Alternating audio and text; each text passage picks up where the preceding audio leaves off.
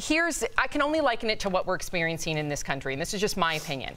We have a leader that says our biggest threat is Muslims with a Muslim ban, with illegal immigration. Which is not an actual Muslim ban. With illegal immigration, right?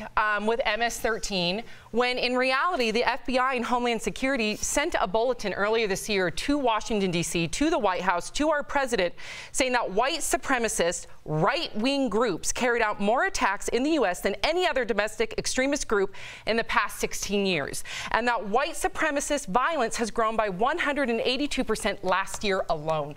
So that is our biggest threat. And guess what? Words like we saw this senator in New Zealand, words with discrimination and hate lead to acts of discrimination and hate.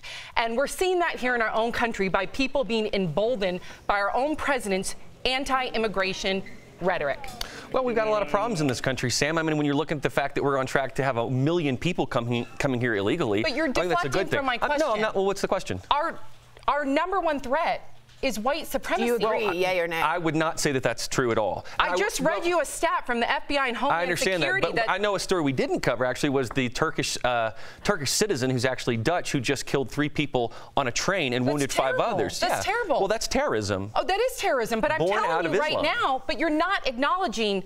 The FBI and Homeland Security said that white supremacist groups have carried out more attacks in the U.S. than any other domestic extremist group. In terms of concentrated mass attacks, yes, but not in terms of overall. If you look at homicides, well, then count up homicides. No, I'm talking about extremist terrorist attacks. You just brought up a Turkish terrorist attack. That's terrible. So what specific attacks are we talking about? Shootings. In 2018, almost all of the mass shootings, being one of them. 100% of them were white supremacists. Right. Charleston being one of them. I don't have that in front of me. I think we're just trying to Monday morning quarterback something like what happened in New Zealand. We don't really know everything about him. I think we need to just acknowledge facts, though. When I read facts on the show, I would like you to just have an honest conversation with me and say, that's terrible. We need to tackle white supremacy in this country, just like we need to tackle other things. But right now, our biggest threat is white supremacy. Okay, that's fair. Are you tying that to Donald Trump, though? Do you think he's responsible for that? I'm not saying he's responsible. I do think words matter. And I do think our leader has to be very, very careful that when you stoke fear out there, that you're going to embolden those that do have an extreme ideology.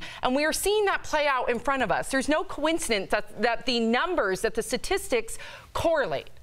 And I also would say just one thing, too, is that Trump and other people, I agree, don't acknowledge this white supremacy. When asked, they say they're good on both sides, or I don't think it's a big problem. When, as Sam said, it's almost 200% rise. Why is no one acknowledging that fact? And again, facts are facts are facts. These aren't made up. A lot of people don't realize what's going on in Malmo, Sweden, too, which has been a hotbed of terrorism I'm sticking with the U.S. here. I'm just asking you specifically the rise in 182%, almost 200%. Why won't anyone acknowledge that? I'd say let's deal with Chicago first. Let's tackle that one. That's beyond me. I can't. I think that. Well, there's a lot of murders, guys, that go on every day. We just don't report on them. It's just funny how the first thing is let's go to Chicago. Everyone's talking about let's go to Chicago. We could report on that today. No one's going over to Chicago to help out. Because I think it's because if Chicago is that big of a deal, but if Chicago is that big of a deal to, you can say Republicans or people who want to deflect from saying white supremacist and all, then why aren't they in Chicago helping out? Why is no one going there helping out what's going on?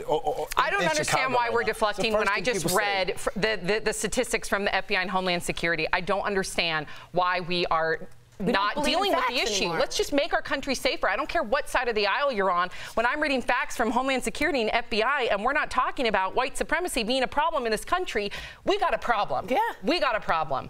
We can continue the conversation in the break. I think our own DBL Nation will want to chime in on this one because it affects all of us. We are all in this together. We'll be right back.